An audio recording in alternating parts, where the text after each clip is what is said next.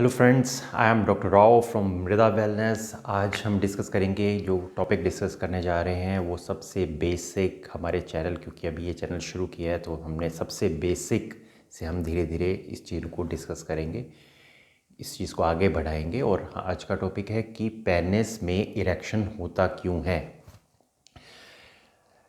ये सबसे कोई भी इसमें क्या थेरेपी है या कोई क्या कमज़ोरी है, किस कारण से इरेक्शन नहीं हो पा रहा, उसको जानने से पहले उसमें क्या बीमारी है ये जानना ज़रूरी होता है कि नॉर्मल तरीका क्या है, नॉर्मल इरेक्शन कैसे होता है। तो ये जानने के लिए मैं आपको बताना चाहूँगा कि जो हमारा पेनिस है मेल्स में, उसमें बेसिकली तीन, इसको अगर कॉमन लैंग्वेज में कहें तो तीन ट्यूब होती है। उन ट्यूब्स के अंदर दो ट्यूब ऊपर की ओर होती है और एक नीचे की ओर होती है ट्यूब। तो जो ये दो ट्यूब हैं जिनको साइंटिफिक टर्म में कोपस कैवर्नोसम कहते हैं, इनका मेन काम इरेक्शन ही है। और जो नीचे की ट्यूब है जिसको कोपियस स्पोंजोसम कहते हैं, उसके अंदर से पेशाब की नलकी गुजरती है। तो दो ट्यूब ऐसे ऊपर की ओर होती है और एक ट्यूब नीचे की ओर होती है। जो नीचे वाली नलकी, जिसको आप ऊपर से देखेंगे अगर आप पेनिस को, तो आपको जो कोर्पस कैवर्नोसम यानी जिनसे इरेक्शन होती है वो वाली ट्यूब दिखाई देती है, और नीचे से जो पेशाब की नलकी गुजरती है। जो नीचे वाली ट्यूब है वो आगे जाके पेनिस का टिप भी बनाती है और वहाँ से फिर पेशाब बाहर निकल जाता है। तो बेसिकली इन तीन ट्यूब से पेनिस बनता है। तो पेनिस में इरेक्शन कैसे होती है? जब भी कोई सेक्सुअल थॉट आते हैं या आदमी सेक्स करने लगता है तो उसकी जो भी सेंसेस है वो उसको एक आदेश देती है, उसकी नर्व से एक स्टिमुलेशन जाती है उसके पेनिस की आर्टरीज यानी पेनिस की नसों की। कुछ नसें पेनिस में ब्लड लेके जाती हैं और कुछ नसें पेनिस से ब्लड वापस लेके आती हैं। तो जो ब्लड लेके जाती है पेनिस की तरफ, उन नाड़ियों में, उन नसों में एक सिग्नल जाता है नर्व्स के थ्रू कि अब आपको साइज़ में बढ़ना है। तो वो साइज़ से खुलना शुरू हो जाती है, तो ज़्यादा ब्लड पेनिस की ओर जाने लगता है। ज़्यादा ब्लड जा रहा है, लेकिन जो पेनिस से ब्लड वापस आ रहा है, वो जो नसें पेनिस से ब्लड को वापस दिल की ओर लेके आती है, तो एक साइकिल है वो। उनका जो ल्यूमन है, उनका जो दीवारें हैं वो बहुत पतली होती है, तो ब्लड ज़्यादा जाने लगता है, लेकिन इतनी जल्दी नीचे वापस ब्लड लाने वाली वेसल्स उसको कॉप नहीं कर पाती, तो ब्लड पेनिस में इकट्ठा होने लगता है, जिस कारण से उसका साइज़ बढ़ने लगता है और लंबा होने लगता है, वैसे भी सरकमफ्रेंस में भी बड़ा होने लगता है। जब ये तीनों ट्यूब्स, जो कि मैंने बताया कि दो ट्यूब ऊपर और एक ट्यूब नीचे, ब्लड से भर जाती है, तो जो पेनिस से ब्लड वापस लाने की वेसल्स हैं या जो नसें हैं, क्योंकि उनकी मैंने बताया कि दीवार बहुत महीन होती है, पतली होती है, वो दबने लगती हैं, वो छोटी होने लगती है। जो लेके जा रही हैं वो बड़ी होने लगती है। तो उस कारण से ज़्यादा ब्लड अंदर जाता है और निकलता कम है। इस कारण से पेनिस ब्लड से भर जाता है और उसके अंदर इरेक्शन हो जाती है।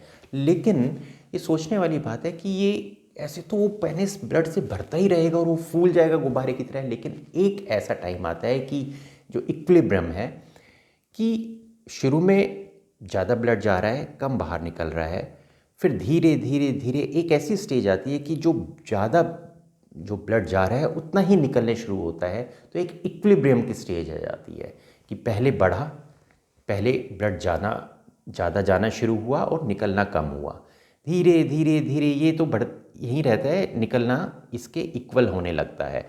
और ये स्टेज आई जब वो इरेक्शन होगी, जितना जा रहा है उतना ही निकल रहा है, लेकिन पेनिस में ब्लड भी इकट्ठा हो रहा है, जिस कारण से वो इरेक्शन की स्टेज रहती है। अब जब वो सेक्सुअल एक्टिविटी हो गई है या आपने सेक्स कर लिया है और इजैकुलेशन हो गई है, उसके बाद जो नर्व्स है वो ये सिग्नल देती है कि अब सेक्स हो चुका है। तो जो हमने कहा कि इक्विलिब्रियम की स्टेज है, तो जो ब्लड जाने वाली वेसल्स हैं उनका ब्लड कम होने लगता है धीरे धीरे, और जो ब्लड वापस आ रहा है पेनिस से वो उतना ही रहता है। तो इस कारण से क्या हुआ कि अब ब्लड पेनिस में कम जा रहा है, लेकिन निकलता तो उतना ही जा रहा है, तो पेनिस ढीला होने लगता है। तो सबसे पहले ब्लड ज़्यादा जाने लगा, फिर धीरे धीरे वहाँ से धीरे धीरे ज़्यादा निकलने लगा, तो हम पेनिस की स्टेज पे आ गए जब वो ज़्यादा बढ़ा है।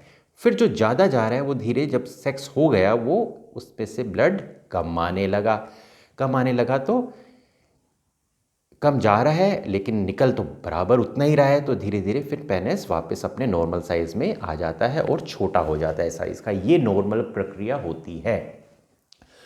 तो अगर ये नॉर्मल है तो उससे इरेक्शन होता है, लेकिन अगर या तो पेनिस में ब्लड की सप्लाई बढ़े ही ना, या जितनी बढ़ रही है उससे ज़्यादा तेज़ी से बाहर निकलने लग जाए, जो कि बहुत अनकॉमन होता है। सबसे कॉमन प्रॉब्लम बढ़ती ही नहीं है, या नर्व की प्रॉब्लम है, या ये जो मैंने बताई 3 ट्यूब्स होती है जिनके अंदर ब्लड बढ़ता है, 2 कोपस कैवर्नोसम और एक नीचे कोपस स्पोंजियोसम, या उनमें कोई खराबी हो तो उससे इरेक्टाइल डिसफंक्शन होती है। तो अगर हमें आज ये पता लग गया है, इन शॉर्ट मैं दोबारा से जल्दी से रिवाइज़ कर देता हूँ कि ब्लड की सप्लाई तेज हुई, वो पेनिस में इकट्ठा होना शुरू हुआ और एक ऐसी स्टेज है कि जितना जा रहा है उतना ही निकल रहा है, वो इक्विलिब्रियम की स्टेज है, इरेक्शन रहती है, पेनिस भरा हुआ है ब्लड से। सेक्स एक्टिविटी होने के बाद पेनिस से ब्लड ज़्यादा वापस निकलने लगता है, तो वापस से वही स्टेज आ जाती है इरेक्शन से पहले की। ये नॉर्मल इरेक्शन की प्रक्रिया है। अगर इसमें किसी भी तरह का कोई प्रॉब्लम होती है तो उससे इरेक्टाइल डिसफंक्शन होता है। तो हमें ये पता करना होता है कि कहाँ प्रॉब्लम है, ब्लड लेने वाली में प्रॉब्लम है या निकालने वाली वेसल्स में प्रॉब्लम है, एक नर्व सप्लाई में प्रॉब्लम है, या जो मसल्स हैं उनमें प्रॉब्लम है।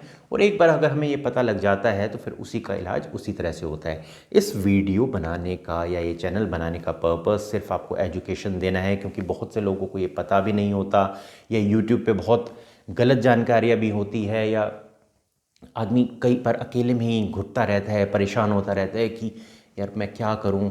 तो ये एक बहुत ही सिंपल आपकी अपनी लैंग्वेज में ये समझाने की कोशिश है कि ये प्रॉब्लम है, ताकि आप अपनी मदद कर सकें या आप सही आदमी के पास जा सकें। आज के लिए इतना ही। हमने सारी इरेक्शन का क्या प्रक्रिया है वो बताई है। अगर आपको ये वीडियो अच्छा लगा तो इसको लाइक कीजिए, इस चैनल को सब्सक्राइब कीजिए, ताकि मैं इस पूरे ही डिफरेंट वीडियोस में आपको सब कुछ इसके बारे में बताता चला जाऊंगा और आपको ये बिल्कुल क्लियर होता चला जाएगा कि ये चीज़ होती क्या है। इसको आप लाइक कर सकते हैं, सब्सक्राइब कर सकते हैं, अपने दोस्तों के साथ शेयर कर सकते हैं ताकि उनको भी सही इन्फॉर्मेशन मिले। और मैं डॉक्टर राव फ्रॉम मिदा वेलनेस आपका सबका धन्यवाद करता हूँ। Thank you so much.